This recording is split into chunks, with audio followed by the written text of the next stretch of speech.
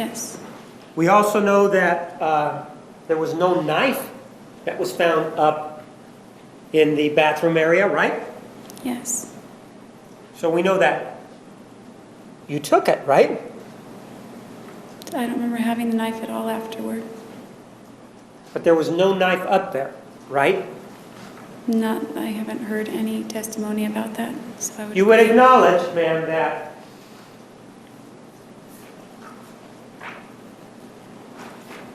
Exhibit 193, that Mr. Alexander was stabbed. You would acknowledge that, right? Yes.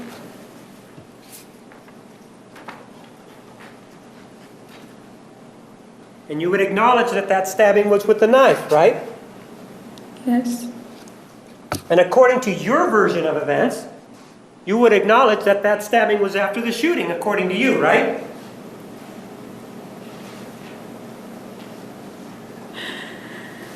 Yes, I don't remember. I'm not asking you if you remember, ma'am. I'm asking if you acknowledge that it would be you that did it, correct? Yes. And you would acknowledge that a lot of the stab wounds, and if you want, we can count them together, including the ones to the head, were to the back of the head and to the back of the torso, correct? Okay. Well, no, I I don't. count them. I don't know. I'll just take your word for it. Would you like to take a look at the photograph? No. So if he is being stabbed in the back, would you acknowledge at that point that he's no threat to you, right? Objection calls for speculation. Overruled. I don't know.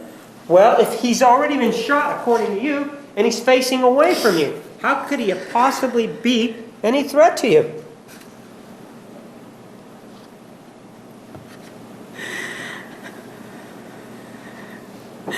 I could only guess. I don't know what you're asking me.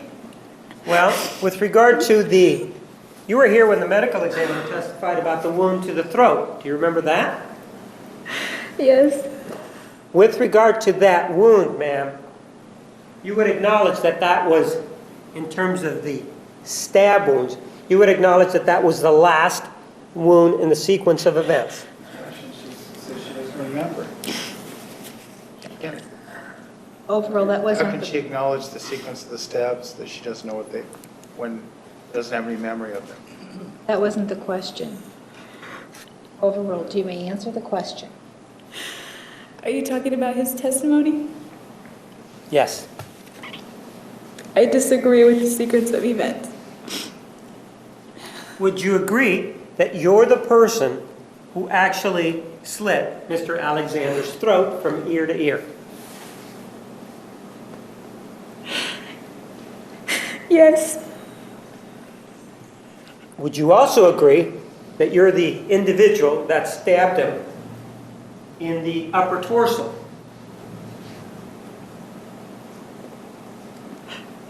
Yes.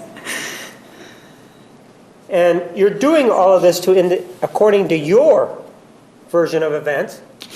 You're doing this to this individual after you have already shot him, right? Yes.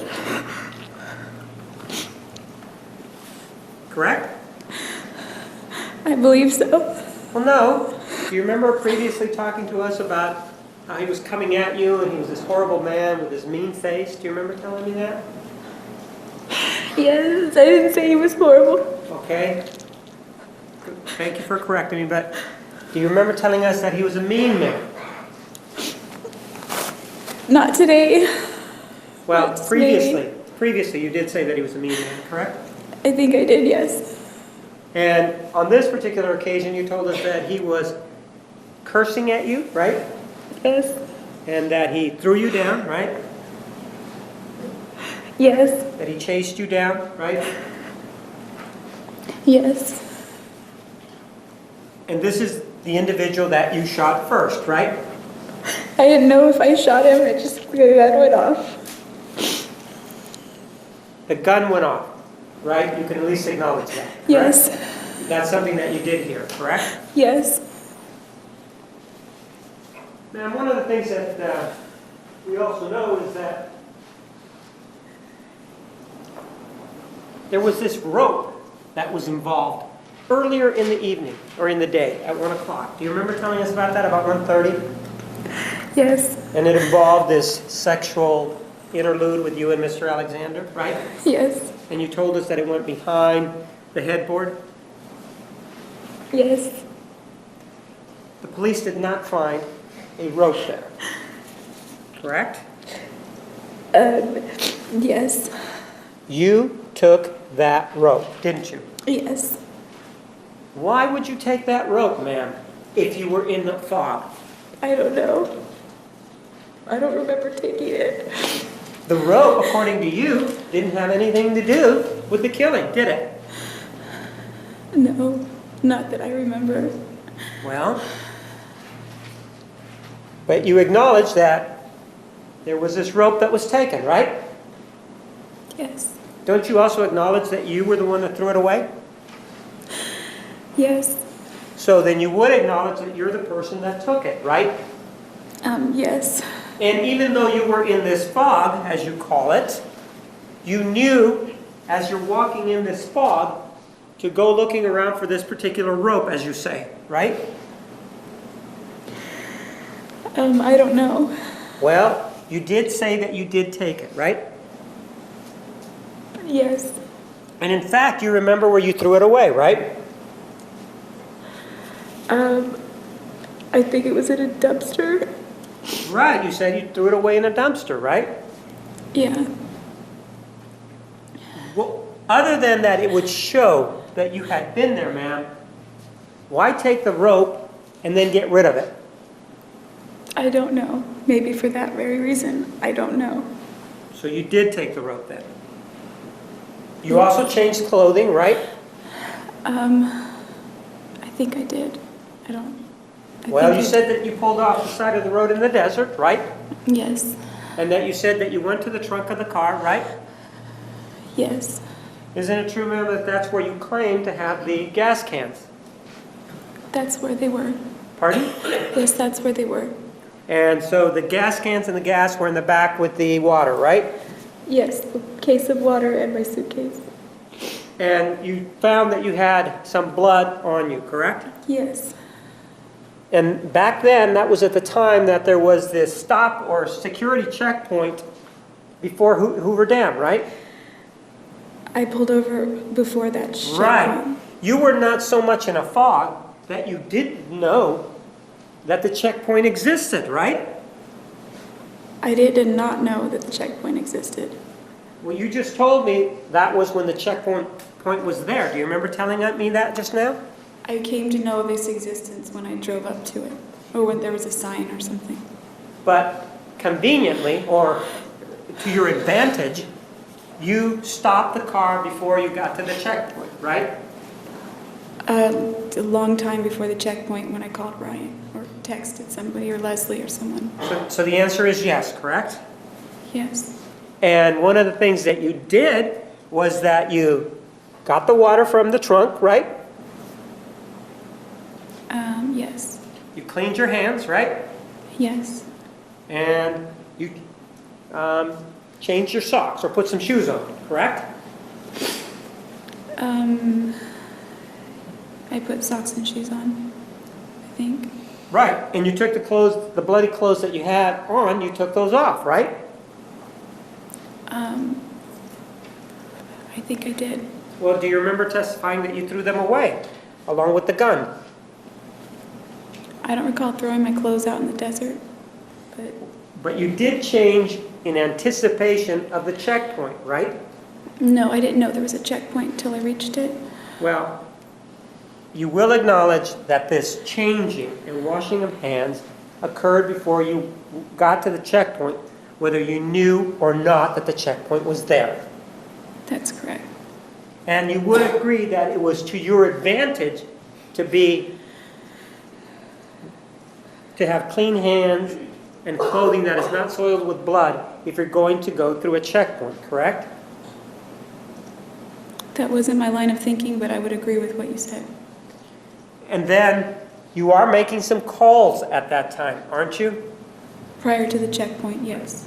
You have the, I guess, the ability to say, I'm going to look through the car to see if I can find my charger, right? I wasn't looking for my charger, but I looked through the car. You were looking through the car then, when you pulled over, right? Yes. And when you pulled over, you found the charger, according to you, underneath the seat, right? Yes. And that allowed you to make some telephone calls, right? Not right away because there was no reception. Right, but you made some telephone calls before you reached the Arizona-Nevada border, right? Yes, I turned my phone on and it just took a while to place a call because the call Right. kept dropping. It was before the checkpoint, right? Yes. And while you were you driving at that time when the telephone was in a position to make calls out? I believe, yes.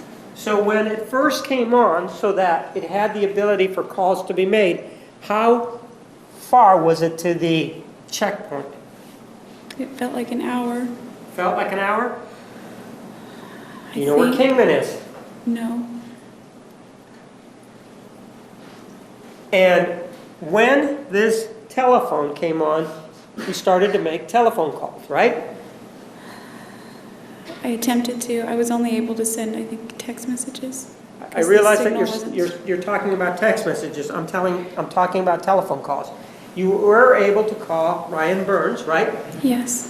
And even though you were in this fog that you're telling us about, you were able to call him and make up a lie, right?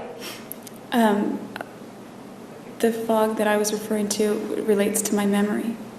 Right, it relates to your memory, so you could have told Mr. Burns that you were with Mr. Alexander, but you didn't, right? That's right. Instead, you made up a story, didn't you? Yes.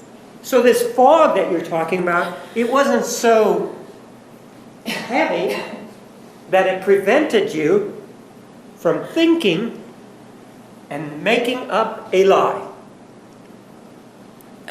Yes, that's right. You made up a lie that you had lost your charger, right? Yes. You made up a lie that you had gone to a gas station to get the charger, right? No, that's not what I told him. And so Mr. Burns is full of crap when he tells us that. No, he just has a poor memory on some things.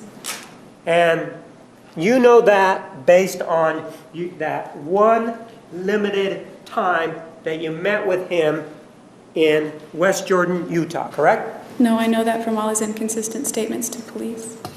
But you only met him one time, right? As a romantic interest. Yes. And so you also told him that you got lost, right? I did say that. That was also not true, correct? Well, technically it was, but not for the reason I was telling him. No, you actually, ma'am, you knew where you were going. You were going over to Mr. Alexander's house. You knew that, right? No, I got lost after leaving his house is what I mean, so technically I did get lost, but that's not why I told Ryan that. Even though there's this technicality, are you telling us that when you told Mr. Burns that you got lost, that you were clear with him that the reason you got lost was that you'd killed Mr. Alexander and you had been driving and you'd been lost that way? Or did you tell him that you got lost a different way? I don't remember what way. I think I made up something stupid, and I certainly didn't tell him I got lost about Travis. I told him I got lost Right. to deceive him.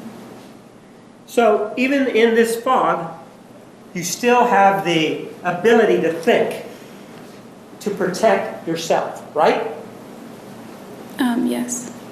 And the other thing that you did is you attempted to call Matthew McCartney, right? Yes. And you also attempted to call Mr. Brewer, right? I don't remember. I might have. One of the other things that you did, and you know, we were talking about protecting yourself.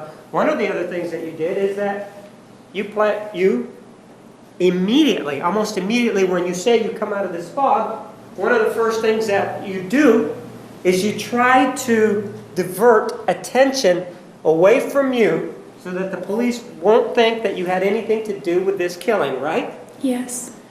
And this fog that you were under that you're telling us about is not so deep that it stops you from fabricating or attempting to fabricate evidence, right?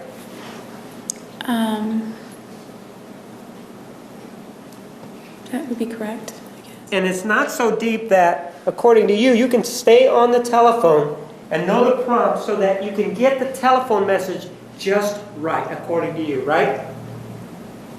Well, just so that I wasn't crying in the message, yes. Right. But you want the message to be just so that it sounds natural, right? Yeah, as natural as possible. Right, and you went to great lengths to do that, according to you, right? Yes. And the reason that you went to great lengths to do that was that so that if there was any suspicion, it wouldn't be drawn to you, correct? Not immediately. That was the point, yes. Right, you wanted the police to look elsewhere, right? I guess. Well, no, you made the call knowing the reason why you made the call, right?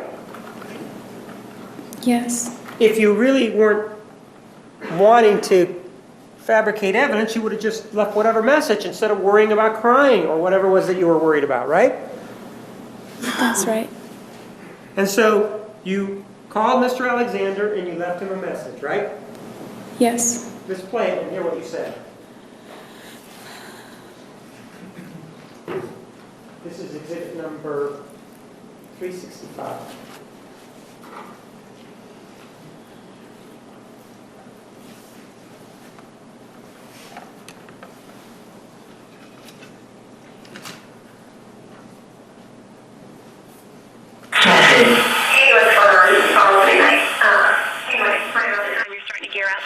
I know Leslie called you, so I already talked to her, so you can call her back if you want, but it's not necessary. My phone died, so I wasn't getting back to anybody. And what else? Oh, and I drove 100 miles in the wrong direction, over 100 miles, thank you very much. So yeah, remember New Mexico? It was a lot like that, only you weren't here to prevent me from going into the 3 digits, so fun. Tell you all about that later. Also, we were talking about, when we were talking about your upcoming travels my way, I was looking at the May calendar, so I'm all confused.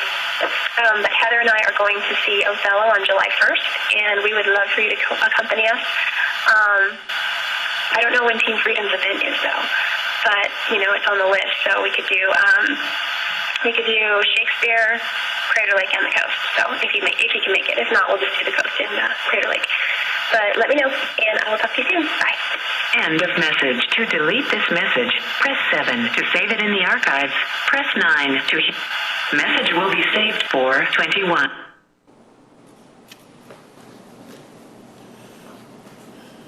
That's you, correct? Correct. And that's you lying on the message, right? Yes. You're telling or leaving the message for Mr. Alexander indicating that you got lost, fun, right? Yes. That's not true, right? That's not true. Asking him or talking to him about coming up to visit you up in Wairika and doing some of the things that you mentioned, that's not true also, right? No, that was our plan before June 4th. That was the plan before June 4th, but you're talking to him or leaving the message for him indicating that, you're sorry, you couldn't stop by, but you guys can make up for it when he comes up to visit you, right? Yes. That's a lie. Yes. And all of these lies, ma'am, are meant for your benefit so that you can escape responsibility. I don't see how that's to my benefit, but I don't know what you mean by benefit, but yeah, so I could escape whatever for the time being. Well, now that you keep saying for the time being, you would have been happy to avoid the consequences for a lifetime, wouldn't have you? I can't say I would be happy, but I You would don't have know. preferred that, though, right? Junction relevance.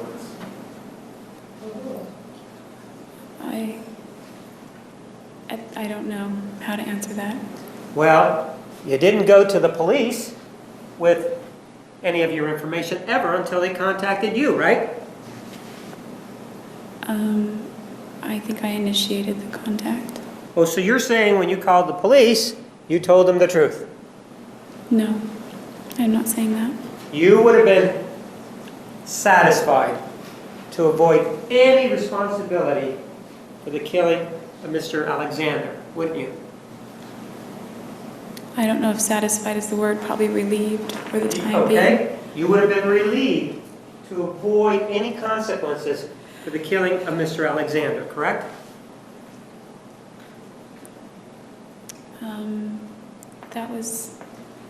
That was my goal Right. that day. And that's why you left this message that we heard in exhibit number 365, right? Yes, well, that's part of the reason. Well, that was the main reason, wasn't it? Yes. I mean, there would be really no other reason to leave a dead man a telephone call, would there? I probably wouldn't have done that, but Leslie said she called his phone asking for me because I was missing, and then I thought, well, maybe I should do something about that, and that's why I did it. So ultimately, that was the main reason, yes. So you're looking to Leslie Jodi as the reason why you left that telephone call, man? No, I said the other, to avoid whatever was the ultimate reason. You gave me a reason involving Leslie Jodi right now, didn't you? Yes. So I wouldn't you're have thought to leave him a message if I hadn't talked to her prior to leaving that message. And then she said that we've been calling, and we called Travis and left a message and that kind of thing. But she told you that, ma'am, not believing that he was still alive, didn't she? Yes. You knew better, though. I think I did.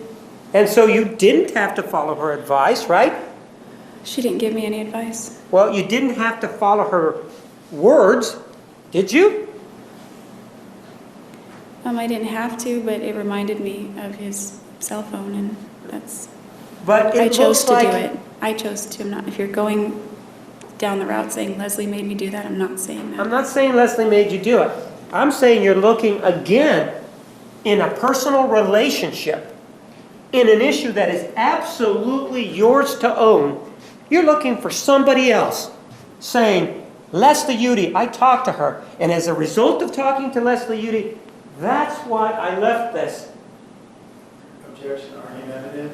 That's good. Ma'am, Leslie Jodi really didn't have anything to do with that call, right? I made the call. I just got the idea after speaking with her. So she was the reason why you had the idea then. That kind of, I guess. And according to you, if it had not been for Leslie Jodi, you wouldn't have thought about it, right? I probably might have thought of it eventually, but maybe not. I don't know. I just know that I thought of it after she mentioned she had left a message on his voicemail.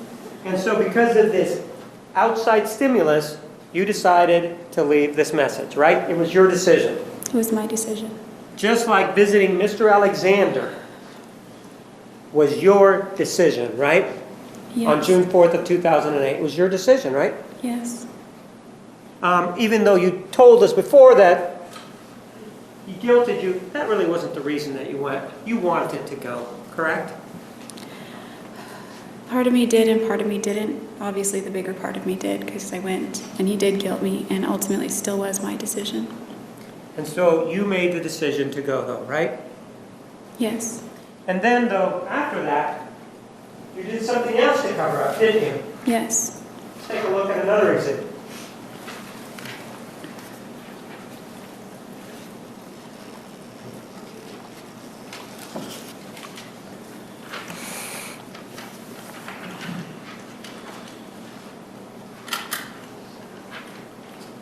Take a look at exhibit number 504.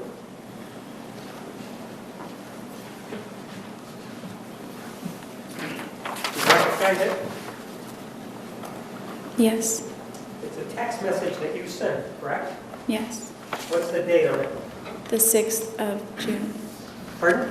June 6th, 2008. And it's to Mr. Alexander, correct? Yes. And again, the hours are off by 7, correct? Yeah, I didn't look at the hours. So. Well, why don't you just take a look at the hours just so that we can make sure.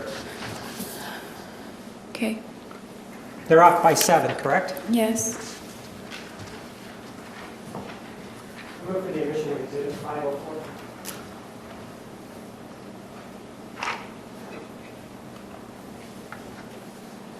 No objection. 504 is admitted.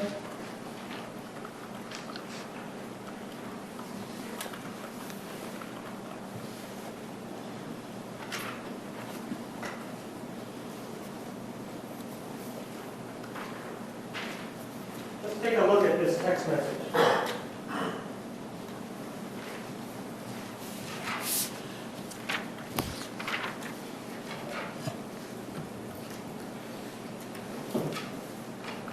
First of all, that's your telephone number there on the left, correct?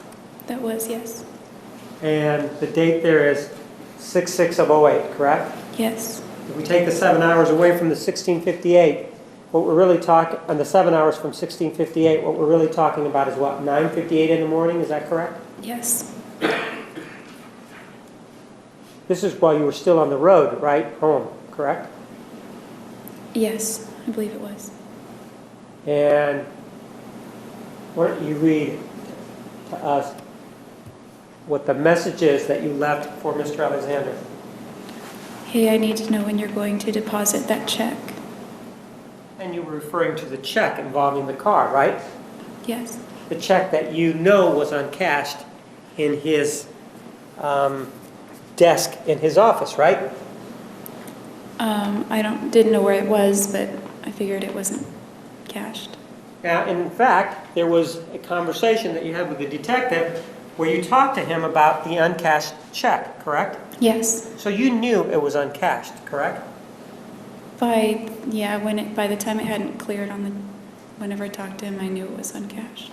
But another thing that you knew on this date is that Mr. Alexander was dead, didn't you?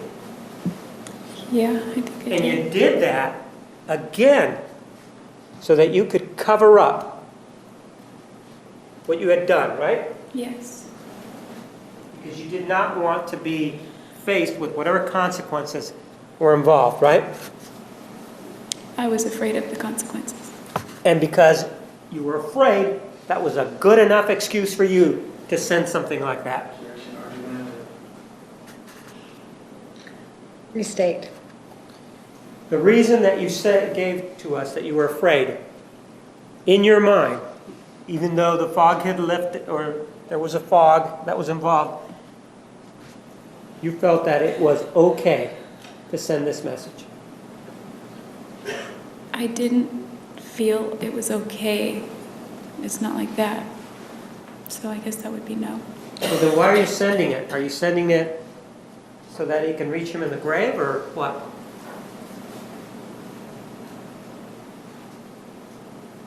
No. You're sending it so that, as you previously said, involving the telephone calls, so you won't have to face the consequences of what you did, right? Yes. Just like the scene, you're trying to manipulate the evidence, right? Yes. Take a look at another exhibit.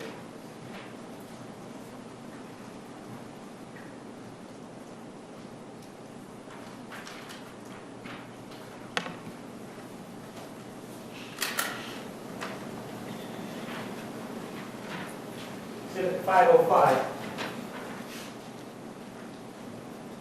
Do you recognize it?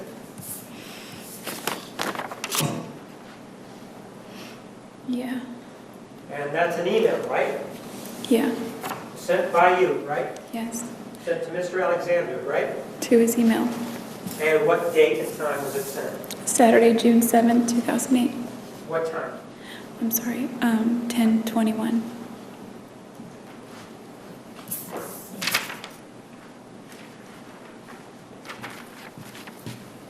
I move for the admission of exhibit 505.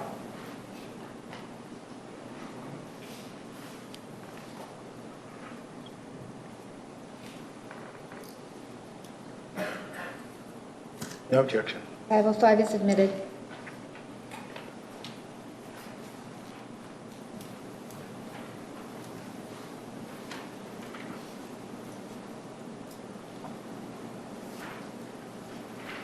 take a look at it.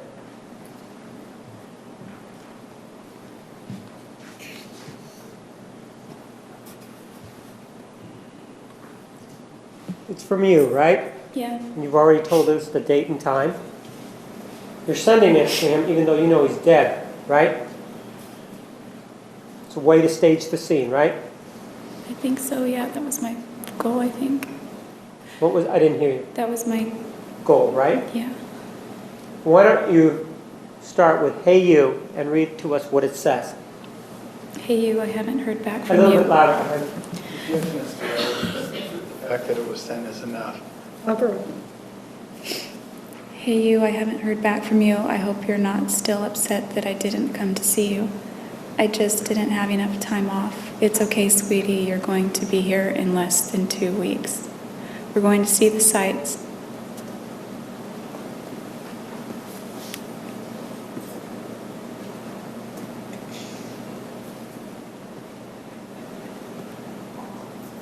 You also write, check things off the list and all kinds of fun things, right? Yes. You say Oregon is beautiful this time of year. Yay, be happy, correct?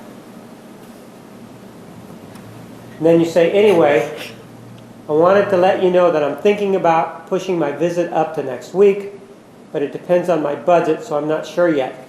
I know you'll be in Cancun, but I'll probably crash at your house in your cozy bed anyway.